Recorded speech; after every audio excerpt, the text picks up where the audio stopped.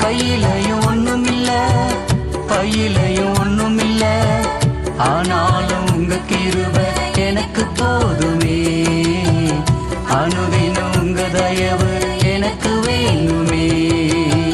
நன்றி சொல்லி பாடிடுவேன் நன்மைகளின் நாயகரே. எத்தனையோ நன்மைகளை எனக்கு செய்தீரே. எல்லை இல்ல கிருபையால் என்னை காத்து வந்தவர்